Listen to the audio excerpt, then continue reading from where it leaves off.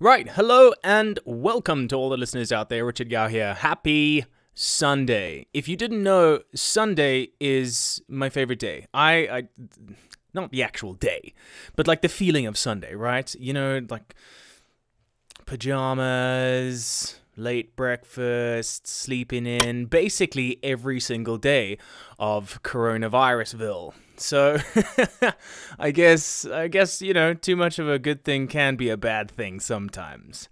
But speaking about Coronaville, town, universe, world, whatever we're doing, it popped into my head like, okay, I'm just gonna go straight into it. Have you guys given any thought to what resolutions you have post-coronavirus?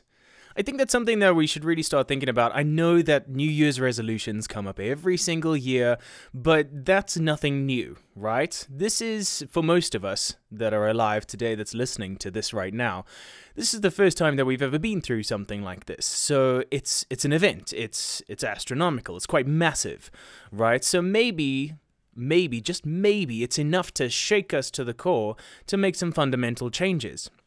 You know, to start looking for more positivity, to start seeking out more opportunities, to start making some changes in your life, in your relationships, in your work environment that would lead or generate more happiness in your heart and in your soul.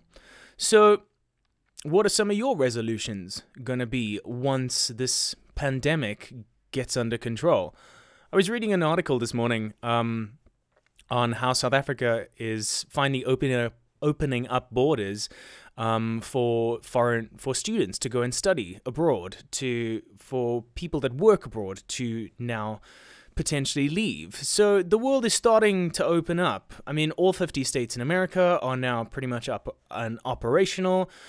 China's opening up borders. So, you know, people are figuring their way around this crazy time. So I thought today, being a Sunday, with your cup of coffee, with your loafers on, with your gowns on, and taking it slow and steady, what changes would you like to make? I mean, looking back on it now and saying, oh my gosh, okay, I could have done this, I should have done this, I would have done this, woulda, coulda, shoulda. So what woulda, coulda, shoulda can you apply moving forward into post-corona? Because it's something that's really gotten into my brain, like, what kind of precautionary measures could I have taken? Could I have taken any?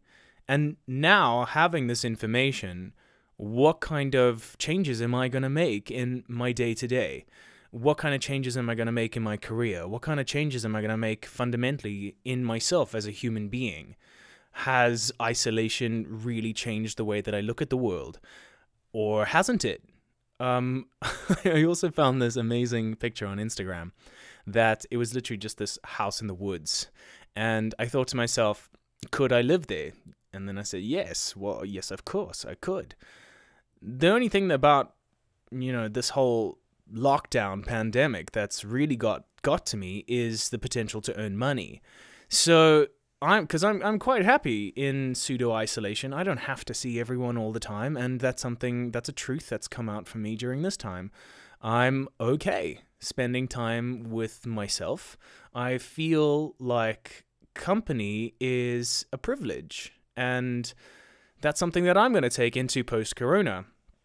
Is when I do get to spend time with people, I'm going to enjoy it. I'm going to actively enjoy it. Like that active learning we were talking about. I'm going to actively enjoy the company that I share.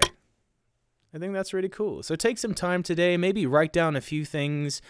I feel like if you visualize it and you write it down, you get it out of your head, it becomes a lot clearer. It becomes a lot more powerful. So happy fishing in your head, writing down things to do, resolutions for post-corona. And on that, have a beautiful morning. And if it's evening, have a beautiful evening.